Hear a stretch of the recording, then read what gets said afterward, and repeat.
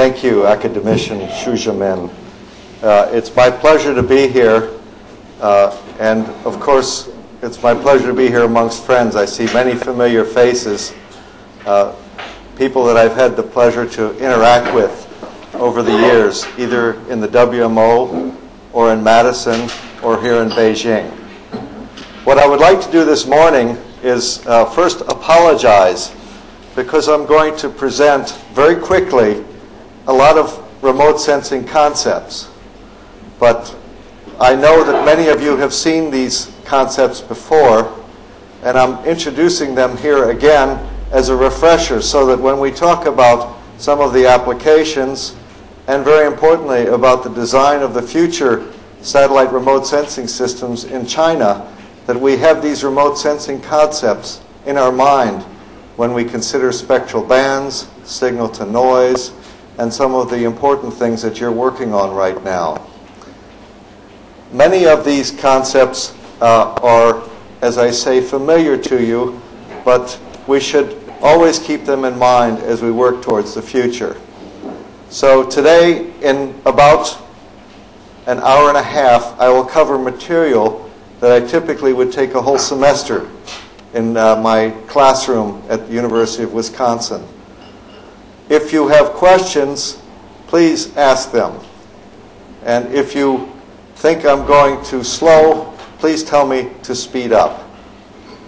Okay, so I'm very pleased to be here. As Professor Xu Zhimin indicated, I come from Madison, Wisconsin.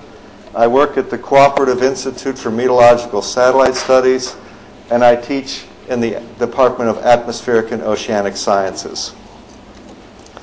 What I would like to do today, then, in the outline of my presentation, is walk you through some of the basic concepts, the definitions of radiation, explore the Planck function very quickly, talk about emission, absorption, and scattering, which makes remote sensing of our planet so interesting, show you some of the spectral signatures that we use from geostationary and polar orbiting satellites, work a little bit through the radiative transfer equation so we can understand it when we look at radiances and images of radiances, talk a little bit about the beautiful things, clouds and moisture, talk about high spectral resolution measurements of clouds and moisture. I will not do very much with microwave, but we should know that microwave exists, and it's a very powerful part of the spectrum. I'll try to summarize how accurate I think satellite-derived meteorological parameters are. How good are we right now? And we want to get better with your help, your young energy. And then finally, I will mention a little bit about the composite Earth observing system, the LEO and the GEO orbits. So this is a lot of material for 90 minutes, so it's going to go very fast. We've seen this slide before. Those of you who have been here 4 years ago, I think I gave a lecture on this, but the satellite remote sensing of the Earth atmosphere depends very much on the energy that we get in the Earth atmosphere system from the sun. And our observations then depend on how big a telescope we have, because that'll just determine the size of the field of view, the resolving power. We always have to consider diffraction, especially from geostationary orbit. Our detector characteristics. Are our detectors sensitive in the spectral region that we're interested in? And we spoke a little yesterday where this is a challenge as you go to the longer infrared wavelengths. The communications bandwidth. How many bits do we assign to each spectral band? If we don't have enough bits, then the signal to noise from the detector doesn't matter. The spectral intervals. This is the key to selecting the right spectral intervals for the applications you are aiming for with your satellite instrument. Of course, the time of day. I mention this because visible and near infrared are very challenged at night. There's no reflected solar energy to detect. And of course, what we're trying to determine from all these observations is the atmospheric state, temperature, moisture, existence of clouds. And also, for the Earth's surface, we want to say something about the temperature, whether it's vegetated, what the emissivity is, so that we have some sense of what the Earth signal is versus the atmospheric signal. So there's a lot of important concepts here. and we will touch on them very quickly. The spectrum that we observe is basically electromagnetic radiation. Physics spent a lot of time in the 1800s defining it. Maxwell's equations, the Planck function derivation, all of it is relevant to the electromagnetic radiation that we detect with a satellite sensor. We work primarily in the visible with our eyes. Our eyes are very sensitive to the visible. We do a lot of remote sensing in the infrared because that's related to Earth emission, which we can do day and night. And we also will look in the microwave region where the long wavelengths will help us get through clouds and through some moisture to see the Earth's surface or to see a clear sky atmosphere. The spectrum itself is well defined by the concepts of radiant energy. We have energy from the Earth atmosphere. Over time, we will describe this as flux. The energy basically is going to be described in terms of joules, and over time, joules per second. When we have it striking a detector area or a surface area, it's joules per second per meter squared. And this is what we would call irradiance. When we go to a specific wavelength interval, so joules per second, which we often call watts, watts per meter squared per micron, then we're dealing with monochromatic irradiance, specific to one wavelength. If we look at the detector, we have to have a resolving power over a certain solid angle. When we talk then about watts per meter squared per micron per steradian, then we are at what we call radiance. Radiance is what is described by the Planck function. When we have a Planck function, we have a unique relationship then between radiance at a wavelength at a temperature. If I know the wavelength I'm observing and I have the radiance, I can uniquely ascribe a brightness temperature to this. If I have a temperature and I have a radiance, if I have a temperature and I have a wavelength, then I can uniquely calculate the radiance. So Planck function and brightness temperature go back and forth. The assumption here is that it's an opaque relationship. The Planck function is describing the perfect black body. The black body is opaque. If you have emissivity considerations, this changes a little bit. So these are the definitions and the symbols we often use. We have some confusion because radiance is sometimes described per wavelength or per wave number. And as long as I'm in this field, there continue to be some confusions whether you're dealing with the Planck function per wavelength or per wave number. Wave number is a very simple concept used primarily in the infrared spectral region. It's the number of wavelengths that fit into 1 centimeter. That's the number of wavelengths in 1 centimeter. That's called the wave number. And it's useful in the infrared region because we deal then with numbers that are more sizable. They're in the range of 1,000. Whereas if it's per micron in the infrared region, it would be a very small number. Visible near infrared region, we talk per micron. Infrared region, we talk per wave number. So using wave numbers, we have these relationships. Using wavelengths, we have these relationships. These are what the Planck curves look like. And what I'm plotting here is the relationship here in terms of wavelengths. Again, it's watts per meter squared, per steradian, per micron. And the units then give you this kind of a shape as a function of wavelength. If I go per wave number, I have this shape. The Planck functions are different. The peaks occur at different places. The peak is described by Wien's law. We're very familiar with the idea that as you go to hotter and hotter temperatures, the peak of the Planck curve goes to shorter wavelengths. We also are very familiar with Stefan's law, where the area under the curve is temperature proportional to temperature to the 4th power. The area under this curve is the same as the area under that curve. No problem. The energy related by Stefan's law is always going to be proportional to temperature to the 4th power. The size of the peak is proportional to temperature to the 3rd power when it's per wave number. It's proportional to temperature to the 5th power when it's per wavelength. So we have this two ways of describing the energy distribution: per wave number, per wavelength. Do not be confused by this. Just know which Planck function you're talking about. The temperature relationship, either way, if I have a wave number and I have a radiance, I have a unique temperature. If I have a wavelength and a radiance, I have a unique temperature. Temperature to radiance goes uniquely for a given wavelength. These are those curves that I showed you in the bottom.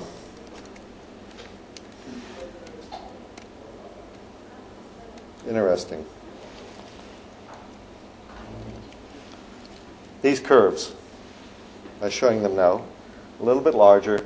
So you can see the units here, radiance units, and these are going to be different sizes, whether it's per wavelength or per wave number. Wavelength here, wave number. We've seen this many times. Basically, with the sun, we have a target that is quite hot. The radiance from the sun is the same at the surface of the sun as well as at the surface of the Earth. Radiance, because it's per steradian, doesn't change. This seems confusing. It should be more radiance at the surface of the sun. But the brightness temperature of the sun is the same, whether you're at the sun or you're looking at the sun from the Earth. The brightness temperature is about 6,000 degrees. So radiance does not depend on distance from target. Very important. Radiance does not depend on distance from target. So here we have the radiance from the sun. Our eye is used to seeing at half a micron. This happens to be where the solar energy peaks. Our eye has been evolving so that it peaks where the sun has most of its energy. For the Earth, considering it to be somewhere around 300 degrees, we have the Planck function peaks at about 10 microns. This is why infrared observations are so important. This is where the Earth is giving us most of the energy. So the vis near IR is reflected solar energy. It comes from the sun. The Earth has nothing that's so hot as 6,000 degrees. The sun emits a lot of energy at 300 degrees also. At 10 microns. There's a lot of energy coming from the sun at 10 microns. But when I look at the Earth, the scattering of the solar energy at 10 microns has diminished that reflection into the satellite sensor so much that most of the energy that I see from 10 microns is thermal emission from the Earth. So at 10 microns, you're looking at the Earth, not reflected solar. At half a micron, it's all reflected solar. Very important distinction. So you have separate sources. You're looking at the solar energy as it bounces, scatters, reflects off of the Earth at half a micron, out to 1 micron, out to 2 microns.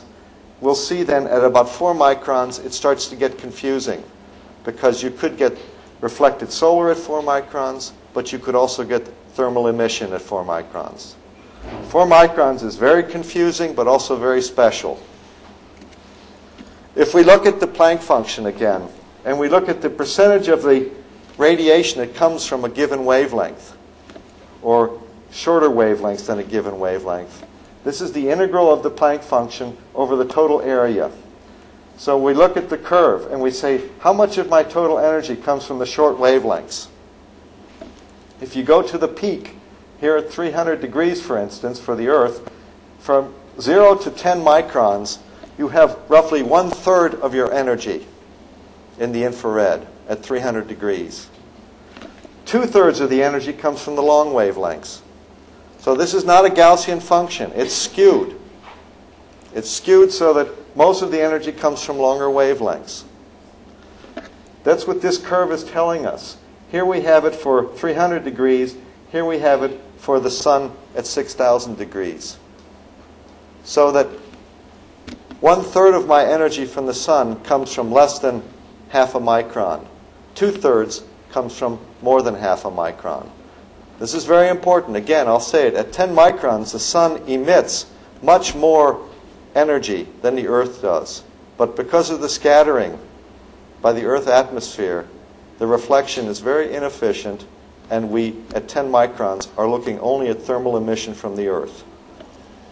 These curves are sometimes a little confusing, but I promise you this lecture is going to be part of your library if you so choose. I will be giving these slides to you.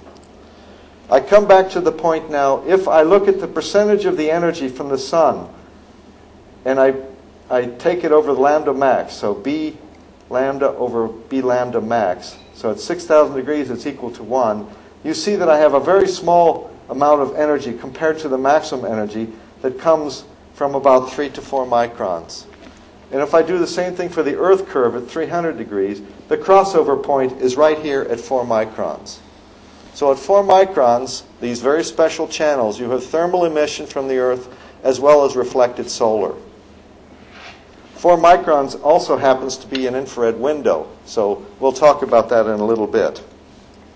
Let's look at using the Hydra tool at a scene here detected by MODIS. And we're looking here at the brightness temperature at 4 microns minus 11 microns. This is a combination that's very popular, using the FY satellites, using the GOES satellites, using the Severi from Europe. And if we look at this, we see that there are some large differences right here. If you look at that, that's a cloud. So something like 50 degrees difference. The cloud is not 50 degrees warmer at 4 microns than at 11 microns. The emission from the cloud is the same, but the reflection from the cloud at 4 microns is making a big difference in the brightness temperature. So this is a reflected solar difference. If I look here on the other side of these islands, Corsica, you see that it's quite a bit warmer. Here the difference is more like 20 degrees from the ocean. The ocean temperature is not 20 degrees difference. It's emitting at roughly 290 degrees, but the reflection of the solar energy is making this big difference in brightness temperature. So this scene here, if you look at it, where the temperatures are different by less than 10 degrees, it's probably the surface emissivity. So the emission is different at 4 and 11 microns. But where it's greater than 10 degrees, it's typically going to be reflected solar contributions. And 10 degrees might not be the right number, but you get the idea. When you have 20 degrees, you have some reflected solar in there. At 40 degrees, you're positive. So this is the difference between thermal emission and solar reflection. I will talk some more about this display tomorrow. The Hydra tool will be given to you, and I will have some data sets from the various satellite sensors that look at China. I can look at China and I can guess at what's going on. You live here, so you know exactly what's going on. So local knowledge with remote sensing is the powerful tool. Let's go back to the Planck function now and look at it one last time. Very important. Here I'm looking at the per wavelength, and I'm looking at the change in the radiance as a function of temperature. I'm going here from 200 degrees to 300 degrees. This is the typical range of Earth temperatures. You see something very cold in the Earth, it might be 200 degrees. Maybe if it's Madison, Wisconsin, 180 degrees Kelvin. But if you look at the hot things, it's around 300. Maybe in the desert in China, 320 degrees. But the typical range of temperatures is between 200 and 300. I like to characterize what the radiance of the Planck function looks like as a function of temperature for different wavelengths. So that I can show them all on one plot, I've normalized them to the freezing temperature. And now if you look at this, you see that the 4 micron channel has a very sharp dependence on temperature, whereas the 10 micron channel has less of a dependence.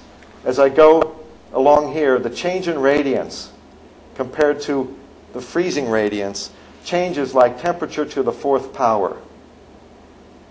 If I go to the 4 micron, from 200 to 300, it changes like temperature to the 12th power.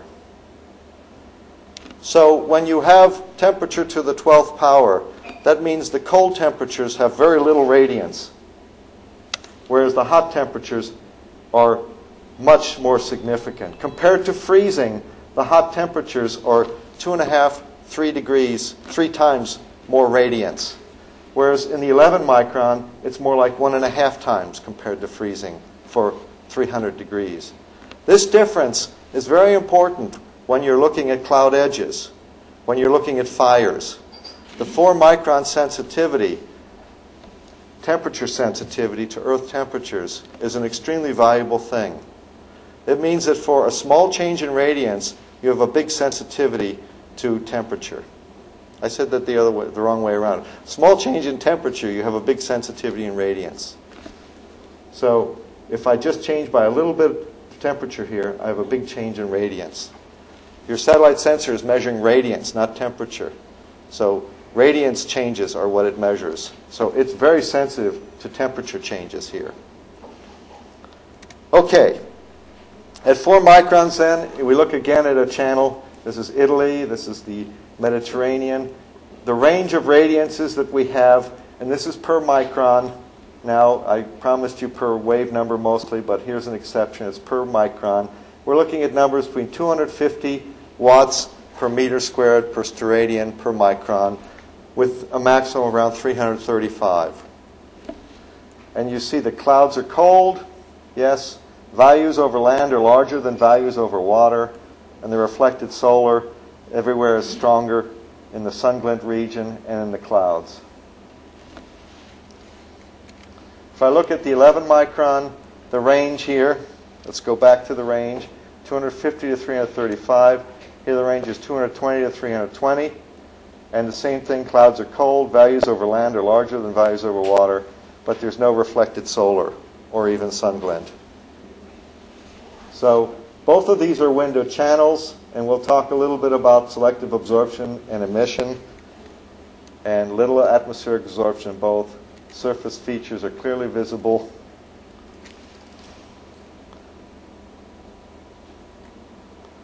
And in both of these, we can see the surface.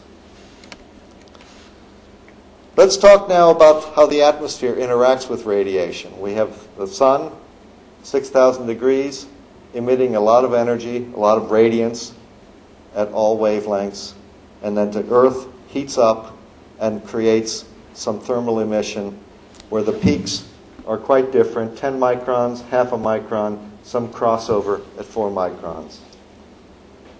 We see that over the annual cycle, the incoming solar energy that makes it to the Earth's surface is balanced by the outgoing thermal infrared energy. If this weren't true, the planet would heat up. So on an annual basis, what comes in terms of energy has to go back out. The atmosphere will transmit and absorb and reflect and scatter the incoming visible. Very important gases are water vapor, oxygen, ozone, and of course the dust does some absorption and reflection. Clouds, which is really water vapor and dust, and then aerosols. So visible has a lot of interactions with the atmosphere. The Earth's surface absorbs what visible makes it, about 50%, and reflects it back. The atmosphere then, from the energy that was absorbed by the Earth's surface that was thermal emitted, the atmosphere, water vapor, carbon dioxide, and ozone selectively transmits or absorbs the outgoing infrared radiation. This is a key here. It's selectively absorbing or transmitting the infrared radiation. Outgoing microwave, we won't talk too much about it, but it's sensitive to water vapor and oxygen. Let's see what this looks like. We have energy conservation. The energy that goes into an atmospheric layer is either reflected, absorbed, and then re-emitted, or transmitted. What is absorbed is re-emitted, otherwise this atmospheric layer would not be considered to be in thermal equilibrium. And the models we have say that the atmosphere is on the whole in thermal equilibrium. So energy conservation demands if you absorb, you must emit. So this is a little bit like your mother saying, did you absorb? And you say, well, just a little. Then she says, then you must emit. So the absorption and emission in the atmosphere is very important.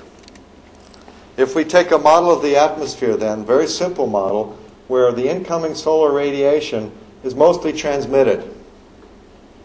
All right, so there's very little absorption. This is a bigger than zero number, but it's a small number. Then it heats up the Earth's surface, and then you have infrared radiation going back out. But the absorption of the infrared is greater than in the visible. This is selective absorption. If you absorb, you must emit, so the atmosphere is going to emit in both directions. And then you say, I must have energy balance at the top of the atmosphere and at the Earth's surface. Then you can very quickly add these equations up and solve for the radiation at the surface. And you find that if this is smaller than that the radiation at the surface has to exceed the incoming radiation or energy. So this is what we call the greenhouse effect, because the Earth's surface has to emit more so that it can get through the absorbing atmosphere. This is a good thing, though. Greenhouse is especially good in Madison, Wisconsin, because if we take the Earth without an atmosphere that's selectively absorbing or transmitting, if AS is equal to AL, then the temperature is something like 255 degrees Kelvin. All right? Y surface would be emitting with a brightness temperature of 255 degrees. Could be 245 degrees, I forget. It's a quite cold temperature, a temperature you wouldn't want to live in. But with the selective absorption, where more visible comes in than infrared goes out, you balance this out, it comes out to be about 285 degrees with a very simple model. So this makes the Earth's surface habitable. We can stay here for a while longer. The solar spectrum. We indicated that the incoming visible is absorbed and scattered by oxygen, ozone, water vapor, and CO2. You have selective regions here where you have interactions. We are very interested in these water vapor regions because we can pick some spectral bands in our satellite sensors where they won't see the Earth's surface. They only see the upper atmosphere. So they get very sensitive to very thin clouds that are difficult to see in the infrared. In particular, 1.38 microns. We'll look at that some more, but that's in the water vapor absorption region. So when you get reflection from 1.38 microns, you will only be seeing reflection from the upper half of the atmosphere. In the visible channels we use in our satellite sensors, AVHR, FY1C, MODIS, and VIIRS, they're depicted here. AVHR, for a long time, had channels above and below 0.7 microns, and we'll see why in a minute. FY1C has done that much better. It has some ocean-sensitive channels, but also channels above and below 0.7 microns, and it also has a channel out here at 1.6 microns. Wonderful sensitive channel. We'll see why. MODIS has picked many of the same channels, and VIIRS, the upcoming imager from the NPOS system, has also picked similar channels. What they're doing is they're avoiding the absorption regions in the solar spectrum, with some exceptions. Most of these channels are tuned so they can see the Earth's surface. So they're useful for ocean, or vegetation detection, or desert detection. These channels right here are useful for seeing whether something is frozen or whether it's water. They're sensitive to the water phase. This channel right here is sensitive to thin clouds high in the atmosphere and moisture high in the atmosphere. So the selection, mostly away from the absorbing regions, is extremely useful. Out here, the 2.3 micron channels are sensitive to cloud characteristics. We'll see some of that. When you try to do your spectral separation, as you will for all of the instruments you put together, because you want to separate the energy you get by looking at the Earth into the visible, the near-infrared, the infrared, and also the microwave. You have different ways of doing it. For the visible, near-infrared, and infrared, you could use a prism, you could use a grating, or you could use an interferometer. They all have their different advantages. And depending on what you're trying to do with your instrument, you will pick a different instrument design. But you will need something to separate the spectrum. Once you've separated the spectrum, then you have to put together an instrument where you have a collecting telescope, and it focuses this radiation onto a detector package. You need some reference radiances so you know exactly how your detectors are reacting to radiation. This is called the calibration. So typically you will reference in the infrared to a black body, and you will reference to dark space.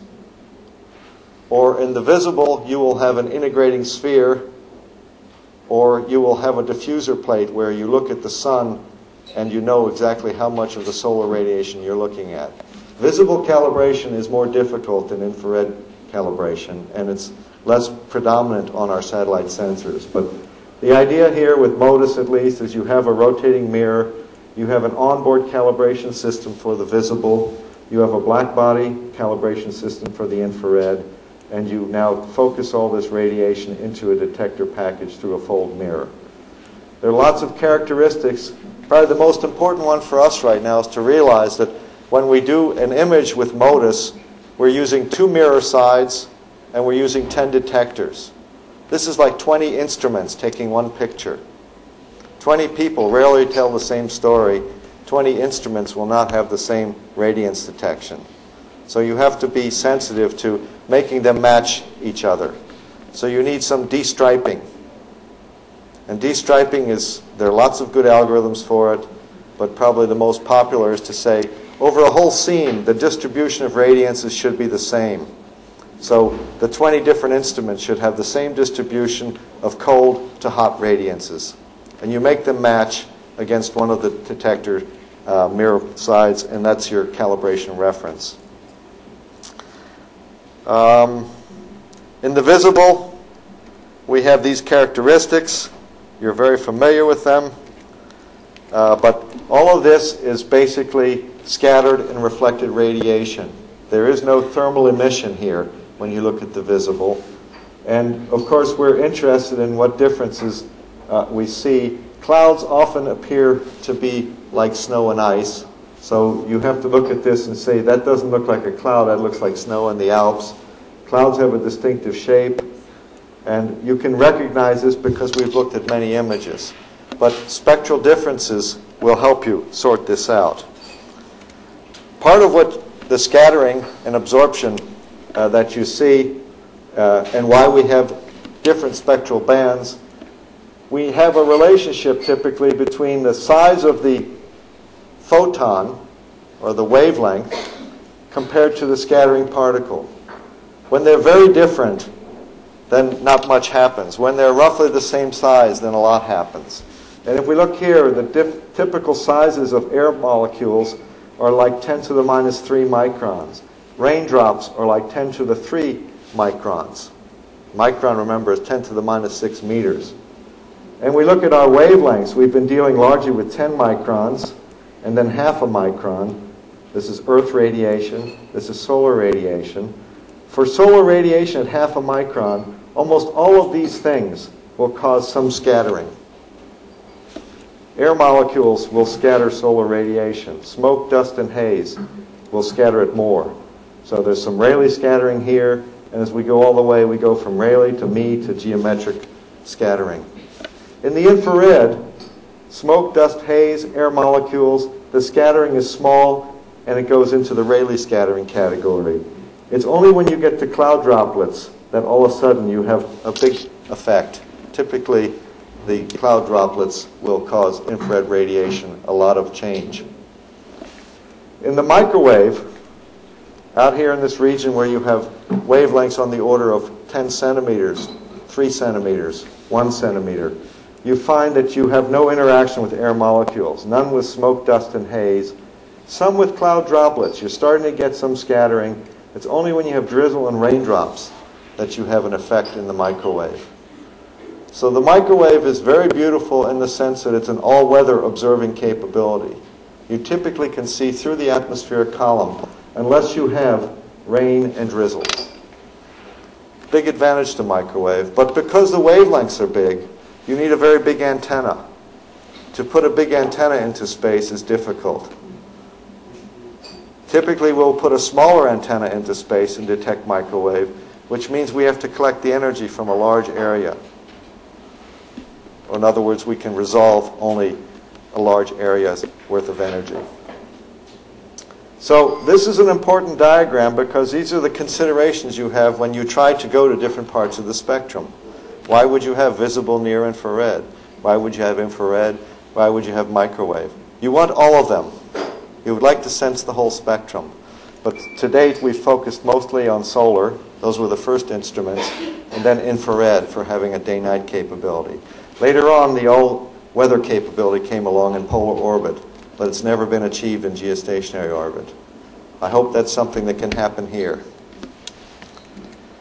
Okay, let's go back one time and look at scattering. All right?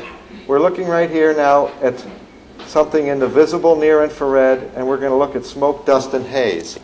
And something very nice will show up. You've seen this movie before, but I like to make this point. If I go from the spectrum here, I'm going to be starting at 0.5 micron and going all the way out to 2.5 microns. And I'm going to take, how many steps is it? I forget, 224 steps. This is not a satellite instrument, it's an aircraft instrument. It's the Avarice from JPL, Jet Propulsion Lab. And we're going to see 224 pictures of the same scene. If we look at it with our eye, mostly at 0.5 micron, this is what it looks like.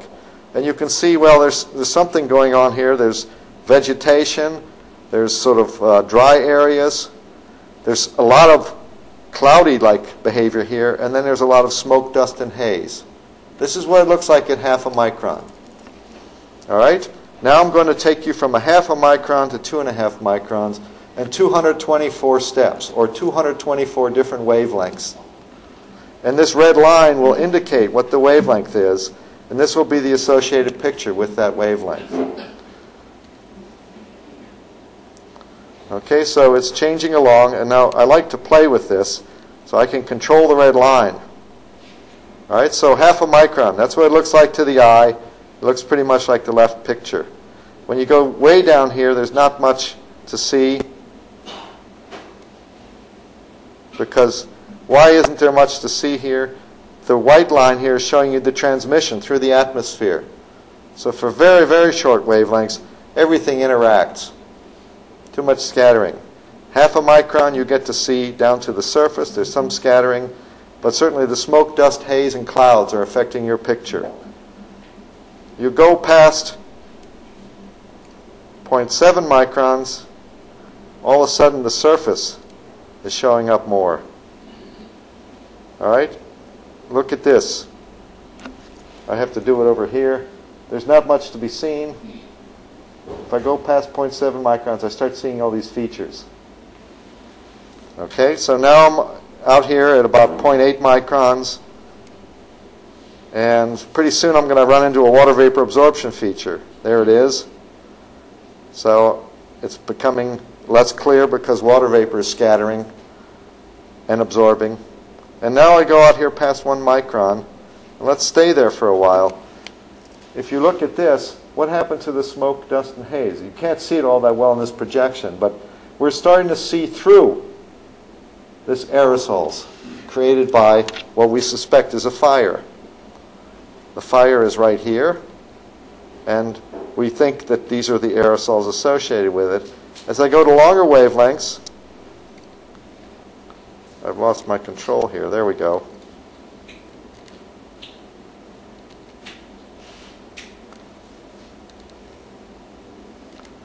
I have to grab it again.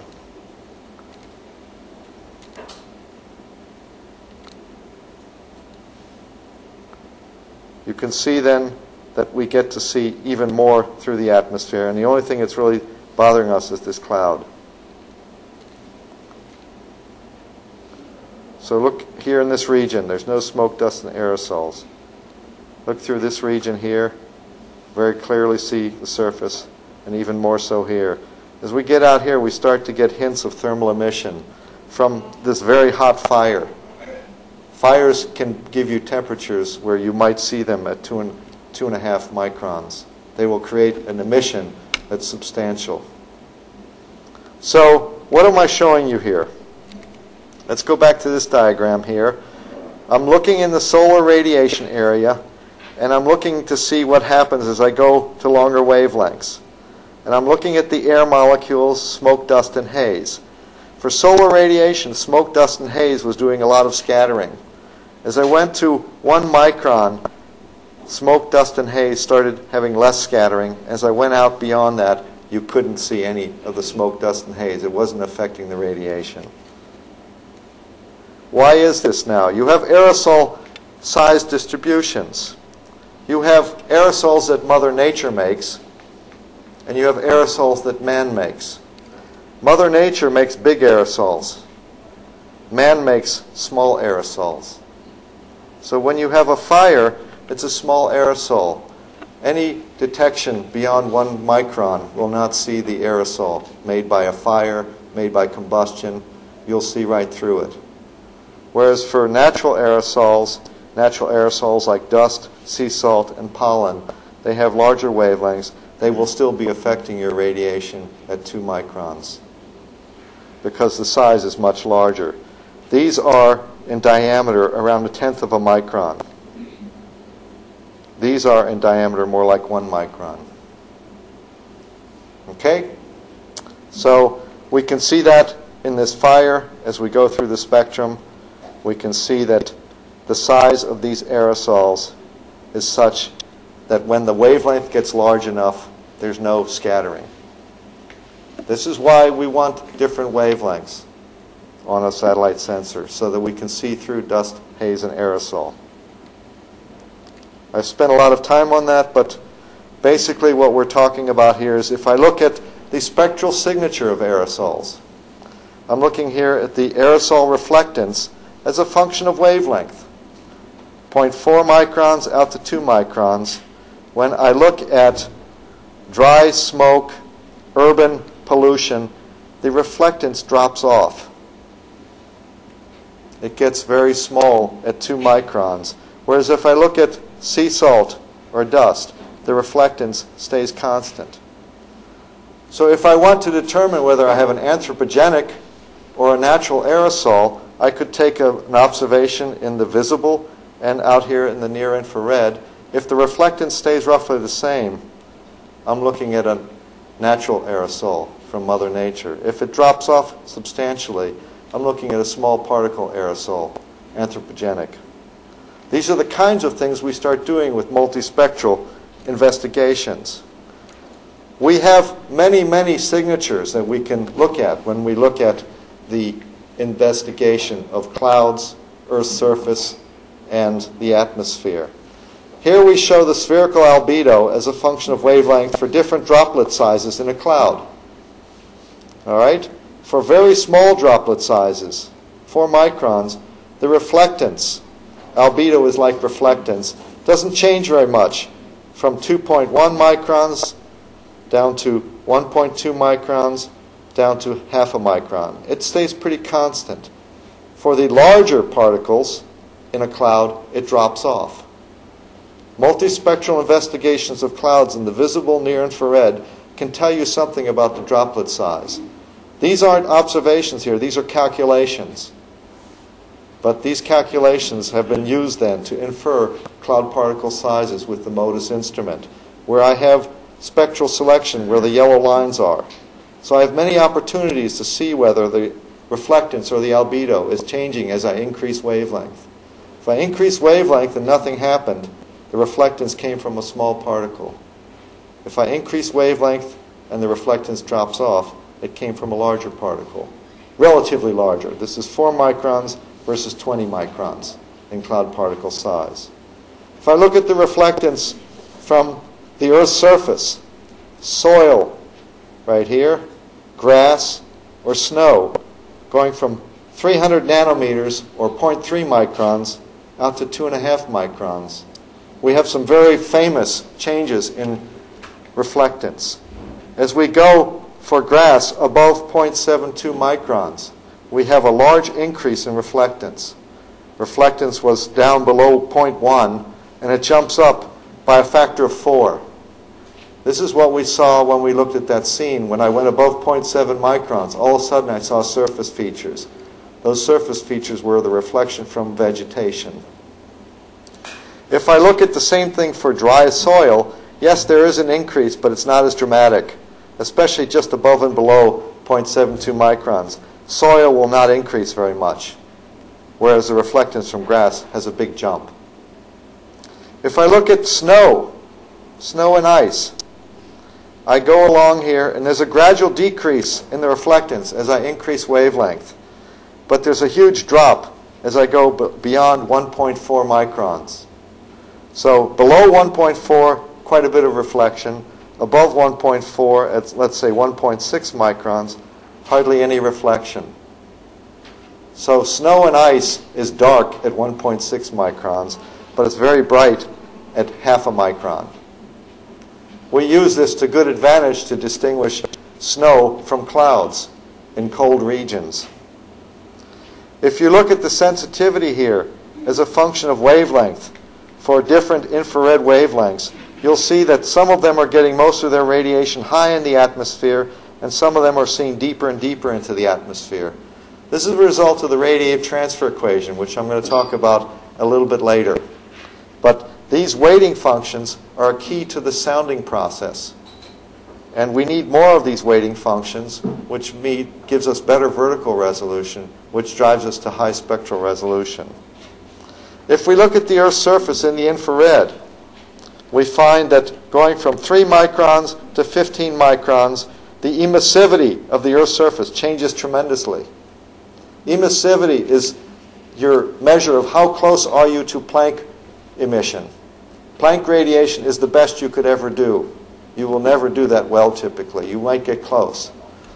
But on the Earth's surface, we often like to think of it as being a black body. It's not. In the infrared, it's a gray body for many of the soil surfaces. Gray body meaning the emissivity doesn't change very much from one wavelength to another, from 3 microns to 15 microns. It's not changing. But for some surfaces, you have big changes. Most important is over desert, where you have granite and you have some of these features that have a very different emissivity. It occurs in the infrared window region. So in the infrared window region, where you have transmission that's quite large, we talk about infrared window because that means most of the transmission is 100% through the atmosphere. We're plotting here absorption. So zero absorption means 100% transmission. In this region, in the desert, it's emitting less well, even though it could transmit all the way through the atmosphere. Very important consideration on the energy balance. As we get more and more desert, we're driving the Earth into a different type of temperature regime. Now, what are we looking at here? Absorption from 3 microns to 15 microns. When the absorption is very small, 0, we call that a window region. So our window, where most of the radiation can get through the atmosphere without being affected by carbon dioxide, oxygen, ozone, or by water vapor, that occurs between 8 and 12 microns, maybe out to 12.5. We have a notable exception right here at about 9.5, actually 9.7 microns. This is the ozone absorption. But this is in the region right here where we transmit the most. It also happens to be in the region where the Earth emits the most. This is very fortunate. Where the Earth does most of its emission, we have transmission through the atmosphere. But there are regions where we have absorption from 5 to 7 microns. Water vapor is absorbing almost 100%. In the region of about 4.3 microns, carbon dioxide is absorbing. In the region from about 13 to 15 microns and beyond, carbon dioxide is absorbing. So water vapor, carbon dioxide, and ozone are the major absorbers in the infrared spectrum in the atmosphere. So we take advantage of these things also. Finally, we have spectral signatures that help us distinguish water clouds from ice clouds. If we look in terms of an ice, this is absorption coefficient, which you can think of as being the transmission through a thin ice cloud. Then you find that the thin ice cloud has a very different spectral signature in terms of its absorption and hence emission, hence transmission, than the water cloud does. And we can take advantage of this looking at 8.6 microns, where it's about the same for both, and 11 microns, where ice is very different than water. So the brightness temperature difference when you're looking at a cloud, 8.6 minus 11. If it's greater than 0, you're looking at an ice cloud. If it's less than 0, you're looking at a water cloud. So all of these funny curves here are gifts from Mother Nature to us in the remote sensing business. They help us tell things about cloud particle sizes, about snow and grass versus soil. They tell us about temperature variations in the vertical. They tell us about the balances of energy in deserts versus vegetated areas, and they help us distinguish water from ice in clouds. How do we do this? No one spectral band gives you the answer. It's with multi-spectral applications. That's why you launch sensors with many spectral bands. An example would be then the reflectance from snow. If you're looking at snow or you're looking at a cloud, you would pick something where you're just below 1.4 microns, below this step function in wavelength, so highly reflecting at 0.65 microns, and you would pick a channel at 1.6 microns where it's lowly reflecting. If you're looking at a cloud, the reflectance would be roughly the same. 1.6 and 11 microns for a water cloud would be reflecting the same. I'm sorry, 1.6 and 0.6. Roughly the same. Whereas if it's snow or ice cloud, you basically would have a drop-off in reflectance. So the way to say this is if the visible and the near-infrared channels see the same reflectance, then the surface viewed is not snow. If the 1.6 sees considerably lower reflectance than the 0.6, then the surface might be snow. This is a multispectral interrogation of whether you have snow and ice. Okay? Let's look at this again using MODIS. What I've done here is I've created a normalized snow index. I've taken 0.6 minus 1.6 and divided by 0.6 plus 1.6, the reflectance in these channels. And I look at it, and I see that there are some effects here over land where the difference or this normalized index is very high, but especially the snow in the Alps shows up here as a very large number. Large number because the reflectance is low, so it's basically the reflectance of 0.6 over the reflectance of 0.6, which is close to 1. In other regions where I have some reflectance, like in this ice cloud, all of a sudden this subtracts from this and it becomes much smaller than 1. Normalized snow index takes advantage of this step function. Let's look at this in a different way now. This is Severi. Severi is a beautiful instrument, 12 spectral bands, high spatial resolution, from geostationary orbits, so high temporal resolution. It's a gift to the Global Observing System from Europe. It's the best geostationary satellite sensor right now. Very pretty. I will show you in the 1.6 and the 0.6 a time sequence of images. This is the 0.6 up here, and this is the 1.6 down here. There's a big cloud here, and it's getting bigger. All of a sudden, there's a hole in the middle of that cloud. What we're seeing is water cloud turning to ice. The 1.6 is no longer reflecting here because it turned to ice. Fantastic sequence. This is very useful if you're in an airplane. You don't want to fly through that part of the cloud.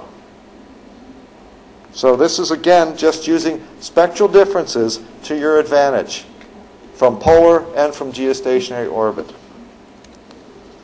Another sequence here is with the 8.6 micron channel and the 11 micron channel and the 12 micron channel. You will have different color enhancements that I don't have time to explain right now. Besides, I always get confused when I explain it. But because of those three channels, this is infrared, 8.6, 11, and 12, dust shows up very clearly, and you have this sequence with Severi where you see a dust storm. 8.6 channel is fantastic in combination with 11. We can look at another situation, again with Severi, where with multispectral observations we see many things. This is Karthala, a volcanic eruption, and you see all of the ash and also sulfur dioxide. Especially in the end, you see the sulfur dioxide. It shows up as green. This is again using 8.6, 11, and 12. If we go through this loop again, you can see many things. I focused on the volcano. What was happening in Madagascar here was you had convection developing. You had hot ground with moisture, and the atmosphere was bubbling up, and you'll hear a lot more about nowcasting convection from Dr. Purdom. But if I go back through this loop, watch what happens when you have all of this atmospheric dust and volcanic eruption here, and it goes over the top half of the island. All of a sudden, we start affecting what's happening from the convection. Different people will argue differently about what's happening, but here we have a lot of dust coming in. Convection's happening here, and it gets inhibited, swept away. This is the gift of temporal and multispectral observations at high spatial resolution from Severi. You can start seeing atmospheric processes. You don't see the effects of the process only, you see the process itself. And that is the wonder of geostationary orbits. And when you have the multispectral observations as you do from Severi, you can learn so much more about the atmosphere.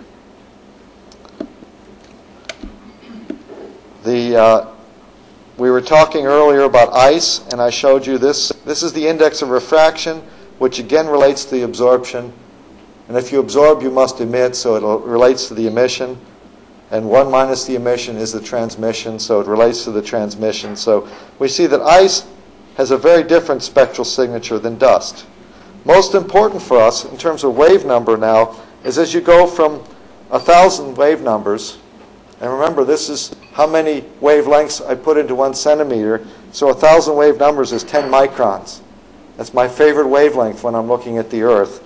As I go to higher wave numbers or shorter wavelengths, the emissivity or the absorption decreases dramatically for dust, but it doesn't change that much for ice.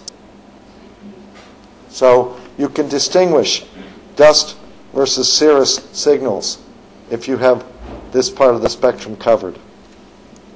We'll talk about that some more when I go to high spectral resolution. So what have I done so far? I've given you lots of words about Planck, selective emission absorption, spectral signatures. Let me talk a little bit about the radiative transfer equation and show you some high spectral resolution IR measurements. Because you are working so hard right now for your future sensing systems where you're going to high spectral resolution on the infrared. Hopefully I can give you some feedback on why you're doing that. If you go to the spectrum, the Earth-emitted spectrum, and we've seen this before, I talked about it in the transmission and the surface emissivity curves, we see here going from 4 microns to 18 microns, the actual measurements of the Earth emission change quite a bit. In the infrared window regions, we almost look like we're following a Planck curve. We're looking at a Planck curve where maybe the temperature is somewhere like 295 degrees. Ozone takes a big dip out of it, and because the atmosphere gets absorbing at this wavelength, you only see radiation from near the top of the atmosphere. If you only see radiation from near the top of the atmosphere, it has to be colder. The atmosphere typically gets colder with height. Same is true with carbon dioxide. As I go into the absorbing feature here, the temperatures get colder. What happens is radiation hits the molecule, and the molecule starts to vibrate. And it goes to a higher energy state. But it can't handle all that excitement, so it radiates the radiation out again in all directions. But radiation that was going to the satellite sensor has now been re-emitted into a direction that won't go into the satellite sensor. So that's why we have these absorption features. This is due to the vibration of the carbon dioxide, ozone, and water vapor molecules. Very interesting here, as you go into the middle of the carbon dioxide absorption feature, you were getting colder and colder temperatures until all of a sudden they started getting hotter. I said typically the temperature decreases as I go higher into the atmosphere. That stops being true when I hit the tropopause and I get into the stratosphere.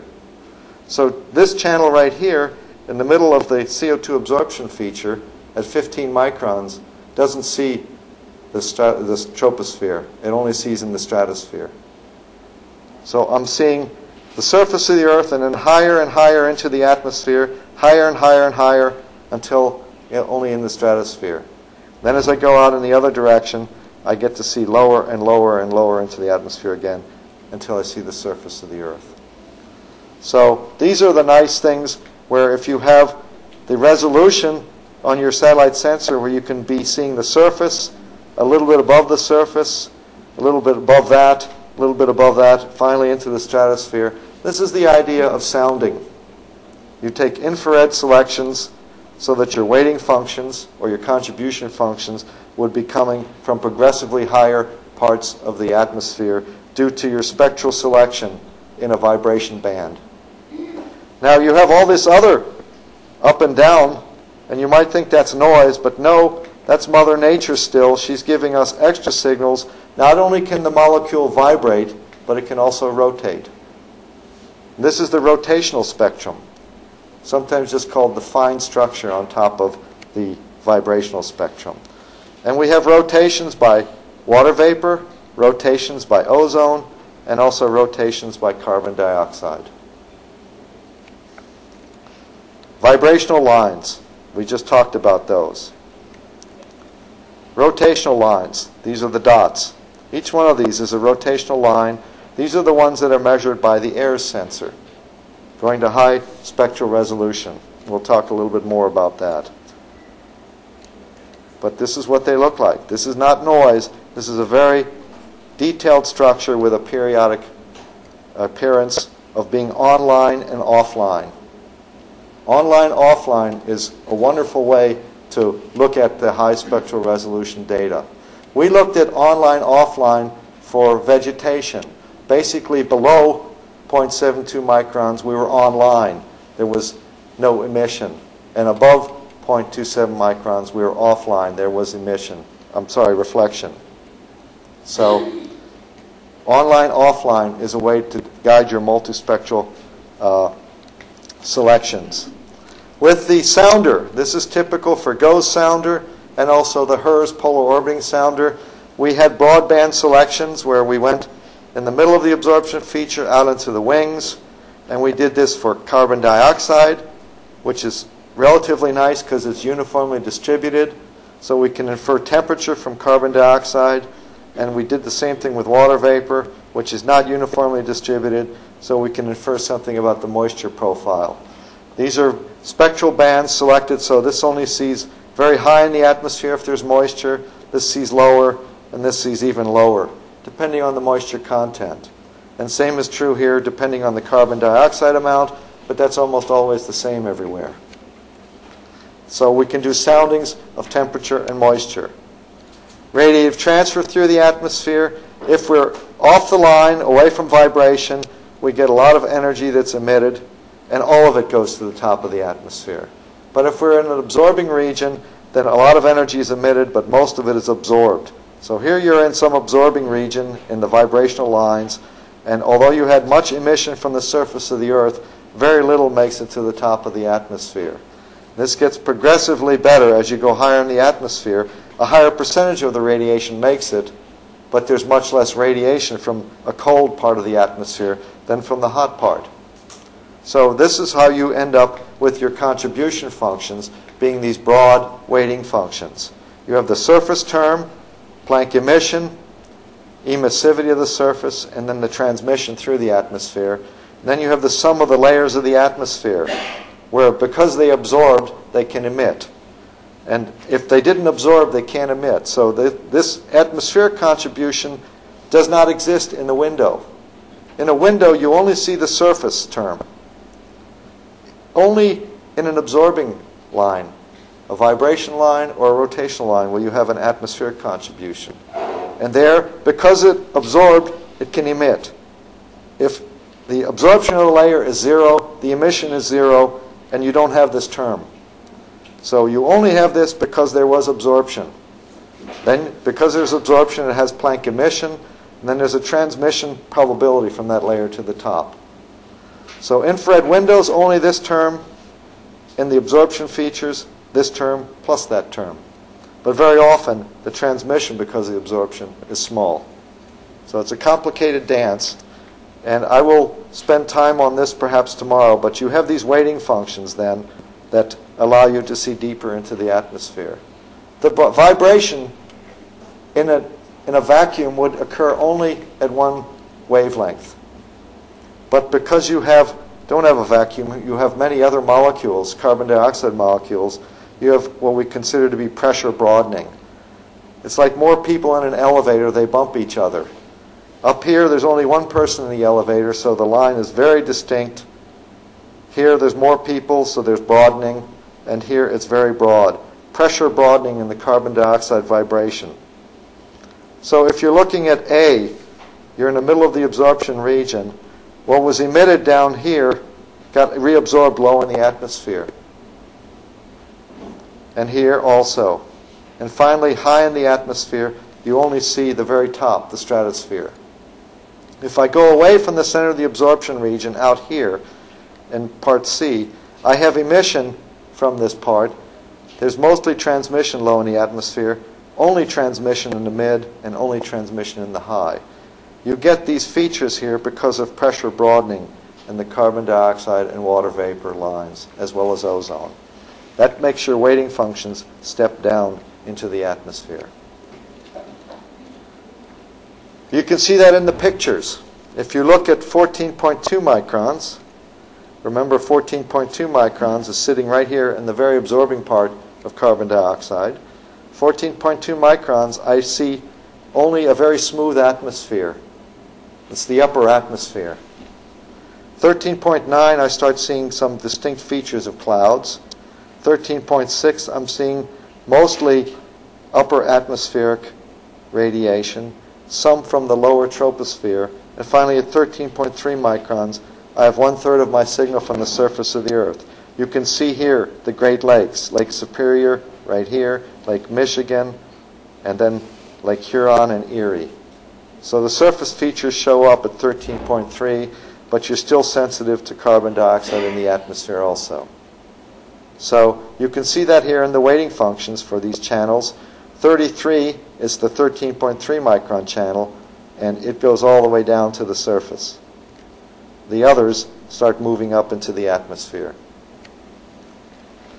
If you try to write this down not just as a sum of layers, but as an integration, you will end up with this equation, which we call the radiative transfer equation, the surface term and the atmospheric term.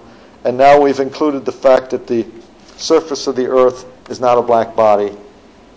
If it's not a black body, it can reflect. So you have the reflection of the downwilling atmospheric radiation that goes back up. The equation looks a bit complicated, but it's really quite friendly to calculations. The difficulty we have here is if we take multispectral observations and we try to infer the temperature profile, mathematically this is a difficult problem. This is a Friedholm equation, and it's an ill-defined problem. I need some additional information to help me solve the Friedholm equation. So we typically have a first guess that we get from some a priori knowledge of the atmosphere to fine-tune from multispectral radiance observations what the temperature profile might be. This is a noble endeavor, and of course we have tried to do this statistically as well as physically. There's a physical solution as well as a statistical solution. Here's an example using 3 bands of MODIS for water vapor and using 5 bands of MODIS for temperature to infer a temperature profile and a mixing ratio profile as I go along from the west United States more to the east through Oklahoma, Texas.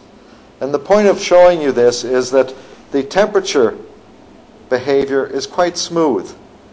Here we're going from the surface of the Earth, 950 up to 500 hectopascals, temperatures ranging from 295 to 245, and we have a gradual cooling as we go away from the desert into an area here where there's perhaps more vegetated and you have a more temperate climate, and the atmospheric profile has changed so that it's quite a bit cooler.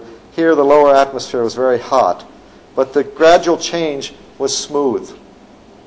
If I go to the mixing ratio based on the water vapor channels, and we're doing this at 5-kilometer resolution, so there are quite a few samples as I go from here to there, you'll see I have pockets of moisture. This is not smooth.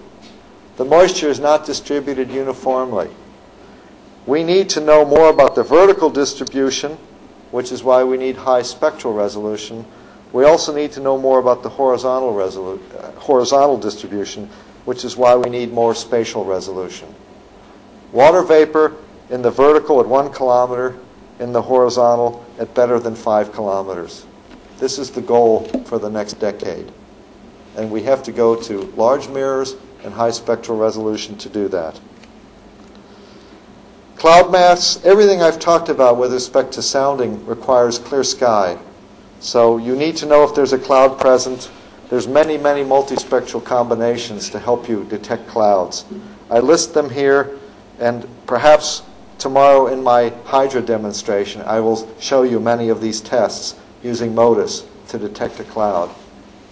But be aware that when you have cloud presence, the radiative transfer equation all of a sudden gets much more complicated, because this is a clear sky radiance that we're calculating and trying to model. If there's a cloud influence, remember, clouds affect the infrared radiation, and you have a tremendous amount of reflection from clouds, and they're relatively opaque in the infrared.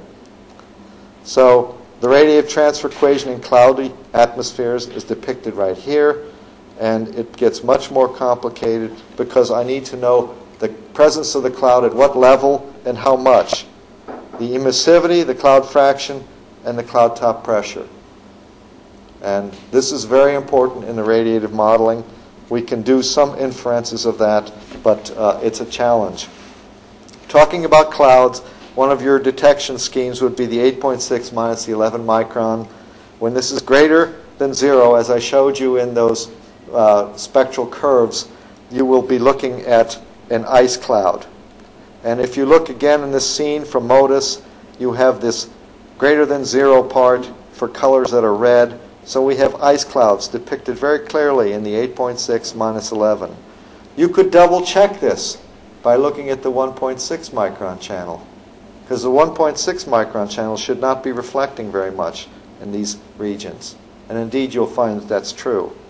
But this is a very useful tool for detecting clouds using broadband. Cloud properties, you can use CO2 slicing to tell you something about the emissivity and the cloud top pressure. If you have many pixels that are partly clear, you can do cloud clearing by taking advantage of the linear relationship between one spectral band and another if they're both seeing the cloud, and you could infer a clear radiance using the paired field of view technique.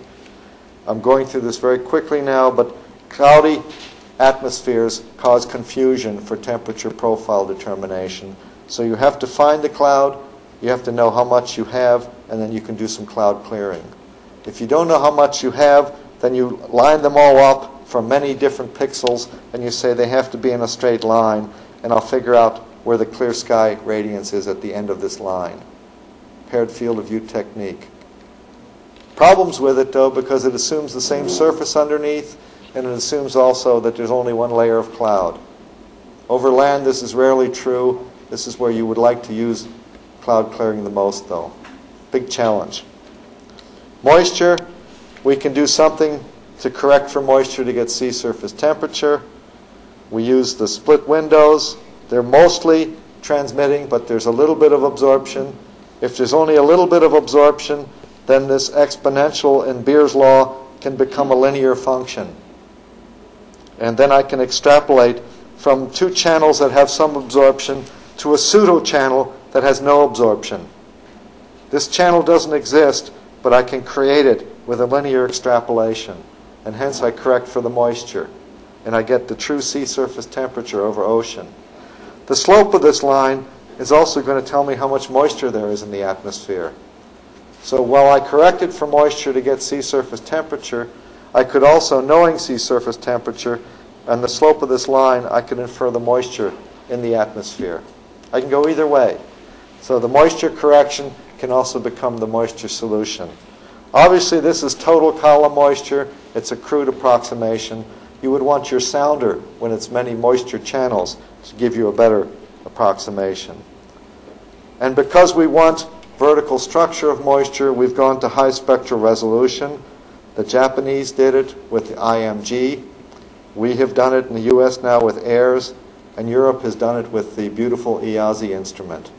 Let me show you a few quick examples of the AIRS data And then probably I won't talk about microwave. I'll get out of here so that we can go on and hear Dr. Purdom.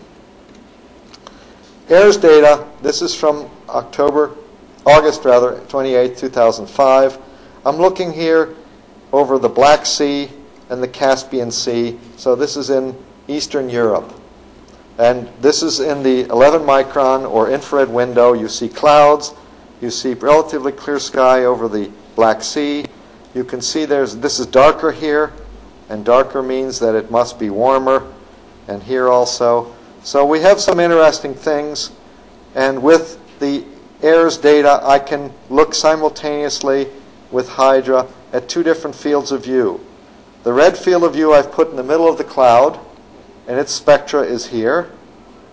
The black spectra is associated with the X. Now we see all of the absorption features of carbon dioxide, ozone, and water vapor. The straight line indicates where there's a spectrum, spectral observations that are missing from AIRS. It only took parts of the spectrum. So there's a straight line feature right here. AIRS has no data here, and AIRS has no data here.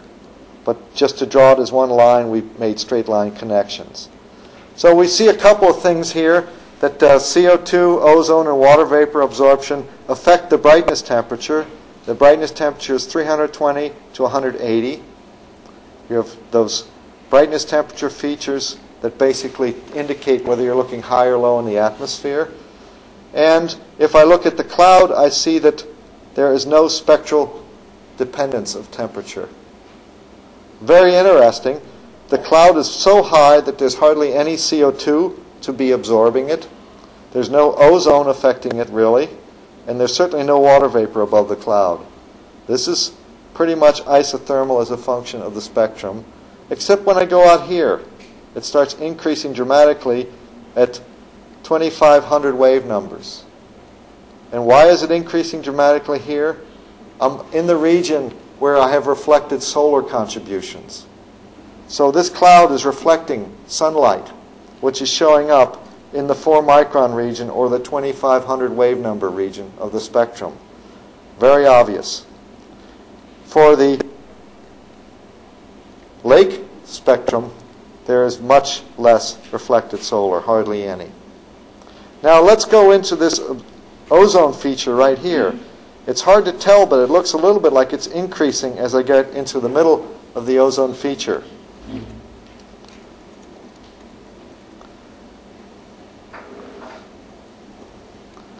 If I zoom in on this, the ozone feature right here, I zoom in on it, you see, yes, indeed, it is increasing. As I get more into the ozone absorption feature, I'm seeing higher into the atmosphere, and the temperature has increased ever so slightly. That indicates that this cloud has gone through the tropopauses in the stratosphere. So this is an interesting discussion we're having. I can look at this also in terms of the spectrum and try to resolve what a temperature profile would look like in the Black Sea and in the cloud. Now, in the cloud, doing a temperature profile doesn't really make sense below the cloud. But above the cloud, I should be able to do a very nice job. So I've been able to take the AIRS radiances and do a profile retrieval. And above the cloud, the sea profile and the cloud profile match very nicely. And then as I hit the cloud and go below, the cloud profile doesn't make meteorological sense, whereas the sea profile and clear sky does. Where these two profiles separate is an indication of the height of the cloud. I'm indicating here that the cloud must be at 250 hectopascals. So if I go back here, it's barely poking through the tropopause and showing me some stratospheric warming with height. All right? Now the other thing I could do is I could go to these two spectra here, one in the cloud and one in the clear, and see where they start to disagree.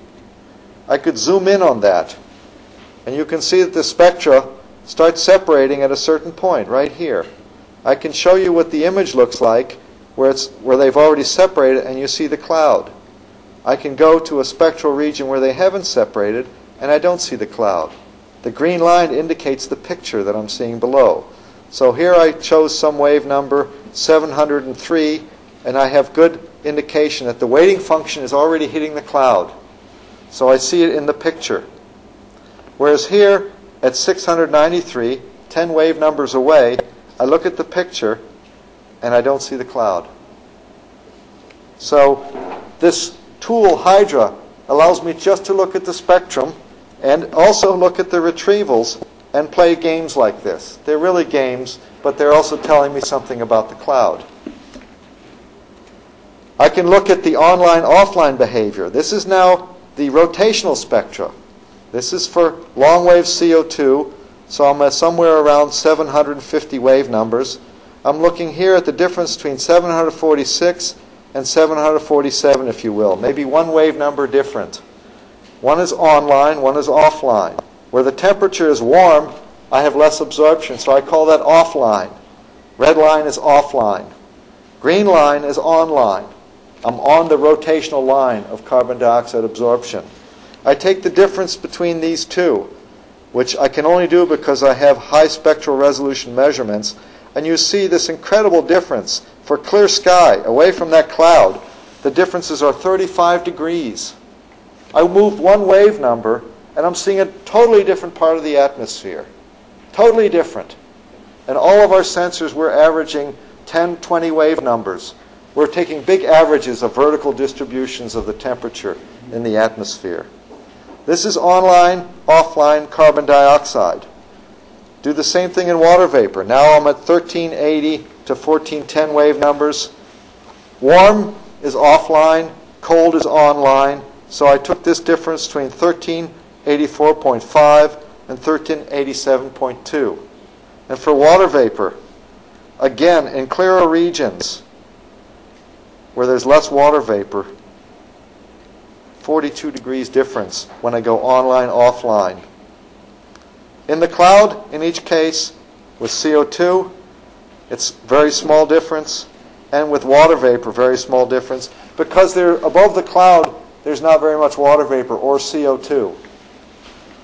But again, the point I make here is for a very small change in wave number, or wavelength if you will, I see a totally different atmosphere. Again, with our broadband sensors, we're averaging 20, 30 wave numbers. We're averaging so many different layers of sensitivity. There's no vertical resolution. You need high spectral resolution to be able to tell the difference between the different layers. Most importantly, then, is if you go into the long-wave infrared window. So here I'm looking at something around 820 wave numbers, 830, and I'm going on and offline. These are now the rotational lines of water vapor. Water vapor likes to play with all parts of the spectrum, really. And I'm asking myself, how big a difference is there if I'm in a window region or if I have a little bit more water vapor sensitivity? So the offline here has less water vapor sensitivity than the online. Take the difference, as I did before, and you look at the image. Online, offline, big differences.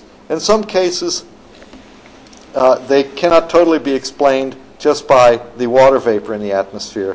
But over the lake emissivity is probably not changing from east to west Black Sea. But if you look at this, you can see that there is quite a bit of difference between the eastern Black Sea and the western Black Sea in terms of the online-offline behavior. And if you look at this again, the red line here, the red dot, the red line, there's less change as I go online-offline, indicative of less moisture. The black line, which is from the western part of the Black Sea, where the X is, has more change, online, offline. So I would say that the western part of the Black Sea, which is right here, is more moist, less moist than the east. This part is drier than that part. Let me say it again because I just got confused. Red here is drier. So this is the eastern part of the Black Sea is drier, low in the atmosphere, than the western part of the Black Sea. With the assumption, of course, that the surface emissivity here for the Black Sea is roughly the same, and also that the radiating temperature of the Black Sea is roughly the same. So we're making some assumptions here, but you can see just from the spectrum with the online-offline behavior, this is seeing moisture that's very low in the atmosphere. And seeing the moisture low in the atmosphere has never been done before we had high spectral resolution. So it's a key ingredient to going to an interferometer or a grating spectrometer in the infrared. All right, so I've said this. Now I can go and actually do the profiles, and I can confirm that there's more moisture here than this here. The red line with the red dot has less moisture, pressure versus water vapor in millimeters. So it's indicative of that. The green line here is telling me what the 950 millibar relative humidity retrievals look like. EASI data, you'll notice I go through the whole spectrum and I have no changes, no straight lines. EASI covers the whole infrared spectrum. In the infrared, in AIRS, we had these straight line segments. I'm missing this and I'm missing that. With EASI, I have it all, and it's beautiful. In EASI data, I have a data set over China that I will be working with tomorrow in my demonstration. We can see spectral features that are fantastic right away when we look at high spectral resolution data. Here I'm looking at the X and the red dot, again, just as before. The red dot is mostly clear sky, and I'm looking at a brightness temperature on the order of 295 degrees in the red line. And in the X, I'm looking at something that's obviously a cirrus cloud, because as we showed from the spectral sensitivity for ice clouds, the brightness temperature should increase with increasing wave number. This is a very distinctive signature of an ice cloud. So without doing anything other than looking at the spectrum, I can say right away that's an ice cloud, because I'm seeing the ice cloud signature in the spectrum. I can also look here, if I look at Greece and look at the ocean, the Adriatic here, the red spectrum is over the ocean, and I'm now in the infrared window region, and these are water vapor absorption lines. So as I go into the line, I see higher into the atmosphere, and you'll notice that for the X, the black line, as I go into the line, I see warmer temperatures. I'm seeing warmer temperatures as I go higher into the atmosphere. This is indicative of a low-level inversion. So I just look at the spectrum with EASI, and right away I see that there's a low-level inversion over land in Greece, whereas there is no such thing over the ocean. Very quickly, you can see things in this high spectral resolution data. Microwave, we talked about it being sensitive to water vapor and to oxygen. We also talked about it seeing through clouds, all-weather sounding.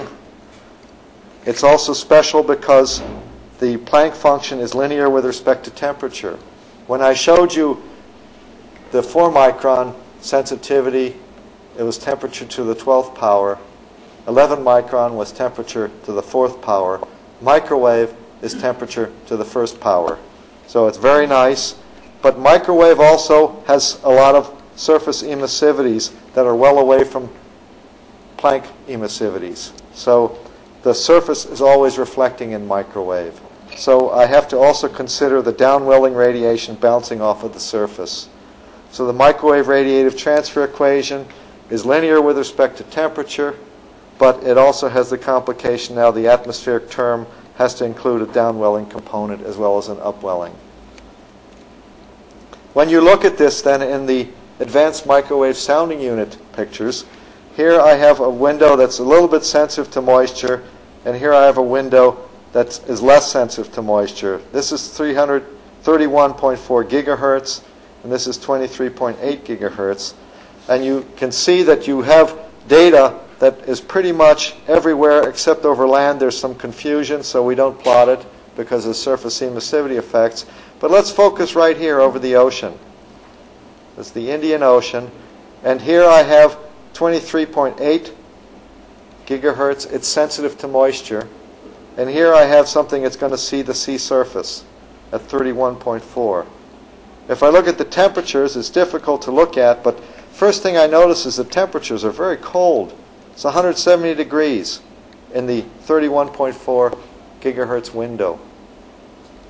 I don't think the surface of the ocean here is 170 degrees. So what I'm seeing is the brightness temperature, but I don't have an emissivity correction. It's not really the radiating temperature. This is probably has an emissivity of something like 0.6. So the temperature of the ocean is probably around 290 degrees, but the brightness temperature I see is 170. Now if I go into a moisture regime, where I'm seeing a spectral channel that's sensitive to moisture, I find that my brightness temperature in this region is about 200. I see less deeply into the atmosphere, so I'm seeing a colder part of the atmosphere. Here I saw the surface. I'm seeing a colder part of the atmosphere, but my brightness temperature increased. This is counterintuitive. In the absorption band, I get a warmer temperature than in the window. Why is that?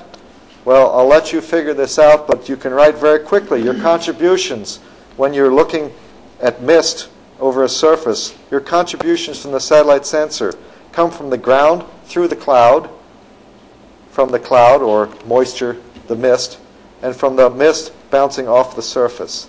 If you write down these contributions to first order, this is a window region, so there's very small amount of moisture we're talking about. This is the optical depth. This is the emissivity of the surface. If you didn't include the mist, your temperature, brightness temperature difference would be here. But if you have an emissivity of about a half, and you assume that the mist and the surface are roughly the same, you'll find that this is always going to be positive for optical depths. So I didn't explain that very well, but the calculation is right. This should be warmer when you have a dirty window compared to the window in the microwave. So the microwave sees through the atmosphere, but because its radiation from the surface of the Earth is much less than black body, many things that happen are counterintuitive, because the reflection of the atmosphere off the surface is giving you contributions that produce signatures that are different than you expected. I'm going to spend about 5 more minutes and then I'll stop. We have 25 years of experience deriving many of these parameters. Temperature profiles with Tyros since 1978. We find that we can do about 1.5 degrees in clear sky with respect to profiles from radiosondes for 1 kilometer layers of the atmosphere. Sea surface temperature, we can get within 0.5 degree of buoys. Moisture, we're within about 15 or 20% of rayobs, more like 2 kilometer layers. Very sensitive here to whether the clouds are present. These are clear sky values. Total column, we can get within about 3 millimeters of ground-based microwave measurements.